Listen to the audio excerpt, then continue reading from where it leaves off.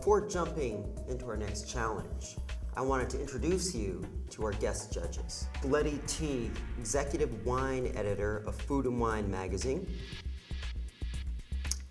Then Doug Frost, one of 3 people in the world to hold both a Master of Wine and a Master Sommelier degree. In this next challenge, we're going to test your knowledge of the relationship between food and wine. I thought it was going to be interesting just because somebody who's in the wine business should know how to do wine and food pairings. So I thought it would be a good way to see what everybody knew.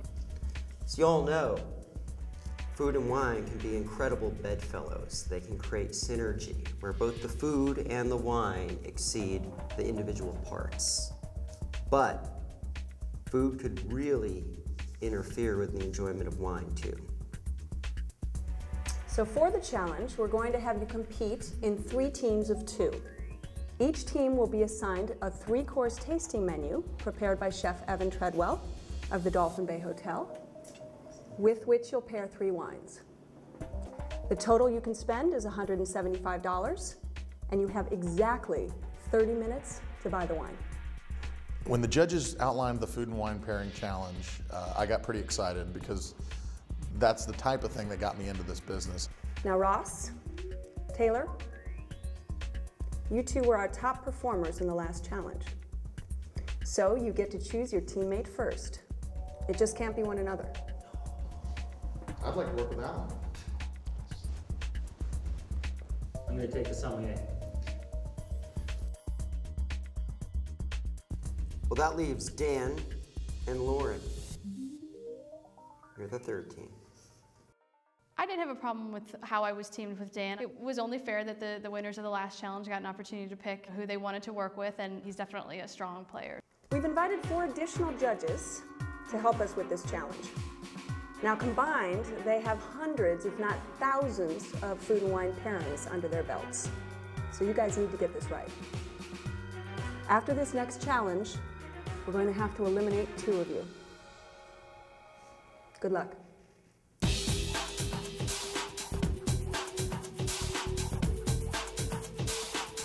Ginger and habanero. Yeah, some odd combinations of things. The first thing when we got back to Dolphin Bay was we just sort of talked about basic wine and food pairing ideas that we had. At that point, you don't really know what you're pairing with, so you can't talk a lot about it. If he's looking at giving us simple foods. If I had a choice, I wouldn't be choosing Taylor because he's easily frayed, especially when it comes to things that happen around him. He can certainly get in that kind of freak out mode. And that's not good for winemaking. Let the food come out, or else it's going to clash too much. I'm sure that a lot of the teams are going to be looking at this food and wine thing, and they're going to have popped open old cookbooks and looked up traditional matches. And that's great. I've got a few axioms that I kind of, operate when it comes to food and wine pairings. Match your weights. Absolutely. When in doubt, do what the locals might do. There are certain tendencies in the mouth and in the nose for one aroma to cover up another aroma, or one aroma to complement another aroma, or one flavor to impact another flavor. For instance, bitterness, astringency, characteristics that usually come from the skins of the grapes. Tannin is usually the term we use for those. Those tannins can be softened by salt. Salt will literally fill up your bitterness receptors. It's why we use salt on eggplant. Eggplant is very bitter. You put a bunch of salt on there, bitterness is gone. So the same thing can happen when you're combining a wine with a food. I'm guessing that the way they'll approach the challenge of food and wine pairing is to try to do something very ambitious. It will be interesting if someone comes up with something really, really simple, something really, really basic, but I don't think that's going to happen.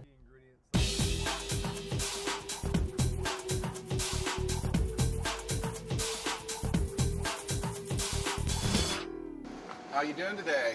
Chef Dan. Evan? Evan, good to meet you. I'm Dan. Dan? Good morning, I'm Lauren. Hi, Lauren. How are you? Nice to meet you. Let me run down the dishes for you today. Okay. This is kind of a French-inspired menu. So our first dish here is a wild mushroom and escargot, or snail. Oh. Cassoulet. Wow. We have some garlic, some bone marrow butter. We actually got the bone marrow and blanched it to get some of the blood out of it, and then we mixed it in with the butter to give some richness to this dish. And then we topped it off with a little bit of hazelnut and some more garlic, and then we mixed in some celery root, and some butternut. The menu was great. It was an interesting twist on French food. The escargot reminded me of a cassoulet, and I just kept mentioning that there was so much more going on besides the escargot, which is typically just garlic, butter, and a snail. And next we have a braised lamb. It's lamb shoulder. It's cooked slowly for a couple hours. So then we sauteed up some green French lentils with some spices.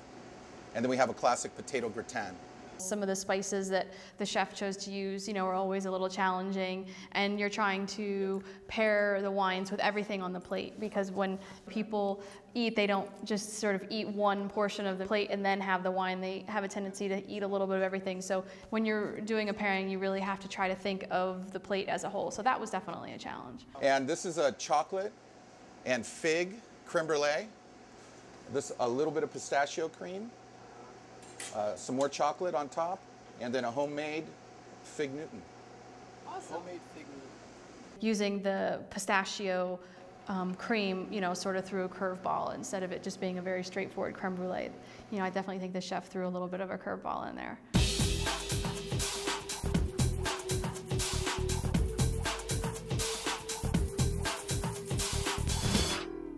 This is a fresh halibut that's been marinated in a black bean sauce with a little bit of soy, a little bit of sesame, and then it's steamed. It was actually a very light fish. Had a little bit of spice, had some pretty interesting flavor. There's a little grilled asparagus to throw a curveball into that one. So now we have another Asian-inspired dish. It's a sesame-crusted ribeye. Wow. That's been coated in a soy mustard glaze and then rolled in some sesame and seared. And that's a little bok choy. Well, it was actually very creative and it was very modern. It's basically a little fusion menu. It's got a little Asian touches, some classic touches. I'll tell you the first thing that jumps to my mind when I'm thinking of wine pairing for this. 2005 Côte d'Aron's have had such a good run lately. One of the things that was most challenging about the menu is we had two of the most difficult things to pair wine with, asparagus and bok choy. And then our final dish, we did a little play on sushi. If you look at the menu, you'll see it's dessert sushi with some mango, some coconut, and some mint. The thing that was challenging most to me about the menu was that it was all Asian influenced. We weren't about to start serving sake. So it was a challenge to accommodate the Asian spices and the Asian influence in each dish with a wine that was from the other side of the world.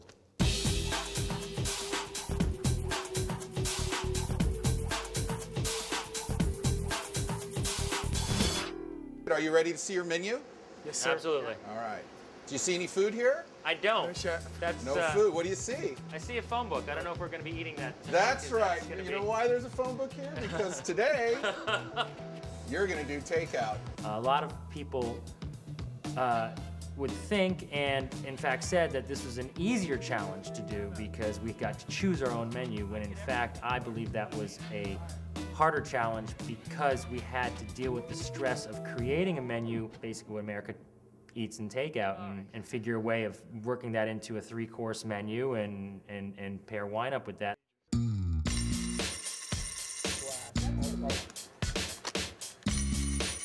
We were given $175 to spend on the wine, and we really wanted to pick out the wines that we thought would work the best and then figure out how that was going to work into our budget. What do you think? Well, let's see what they have for white Bordeaux, because I know that that was something that we were looking at too. The first rationale was to stay with French wine, as opposed to picking from domestic and maybe something from Italy and something from Spain. $175 for 3 wines. That immediately sounded like more money than we needed to me. One of the things you learn quickly in the wine world is that the most expensive wine is not always the best wine. So what we tried to do was decide on categories and maybe grapes that we were interested in, and then find the best example of that to fit the slot with the food. Let's get takeout. It's takeout time. I think we drew the short straw, basically.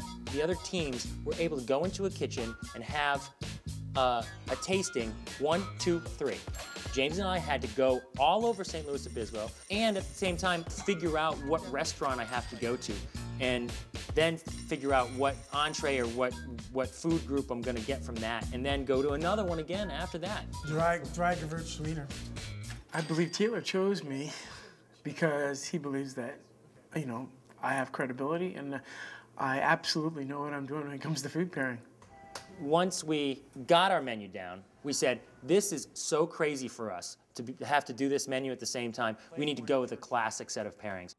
Perfect. This is exactly what we wanted. So we said, you know what? I know they want interesting, but we already have interesting in the fact that we're doing Thai shrimp salad, that we're doing pizza along with, you know, ribs. Let's do classic pairings. Let's get everybody to understand that you don't have to just grab a beer when you're getting your Thai food.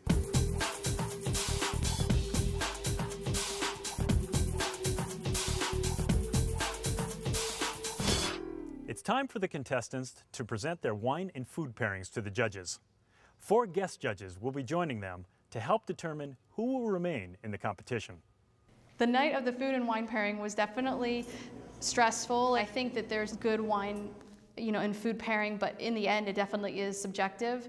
The things that I'll be looking for will be not just the kind of the symbiotic match of the food and the wine, but an explanation as to why the teams think that this wine does pair so well with the dish. I'll be judging the contestants tonight on how much thought they've put into this process and how much they could work with what they had without really knowing some of the things in front of them. And it's going to be interesting to see who can pull through and who can't. The first dish that we were presented with tonight was escargot with mushrooms, onions, and a hazelnut garlic crust. The chef presented us with French regional cuisine. So all the wines that we selected tonight were French wines as well. We decided that the French had done their homework and they knew how to pair their wines with their food. I have a problem with a lot of the traditional matches. I think that a lot of them are just habits. If you serve them blind to 100 different people, the majority may not even like some of these matches. The first wine that we have tonight is the Baron de Rothschild Reserve Spécial Bordeaux Blanc 2005. One of the main factors of why we chose this item was the fact that the white Bordeaux exemplified 2 things: mineral characteristic and the good acidity. The night of the food and wine pairing was interesting because the food that we had tried was done 3 hours earlier. So our memory had to recall a dish and the specific nuances that we had 3 hours ago with a wine that we weren't physically pairing with the food. So in front of you now, you have a braised lamb with potato gratin and spicy lentils. When we went to go select our wine today, we knew we wanted to do a Cru Beaujolais, but because it was a 2002, we weren't sure it was going to have the youthful fruitiness that we were looking for, but we were pleasantly surprised when we opened it that it did in fact still have some liveliness, some fruitiness. We went in with the strategy saying, okay, we want to talk about this, this, this, this, and this, and you're just like kind of crossing your fingers a little bit going, please, you know, I hope you liked it.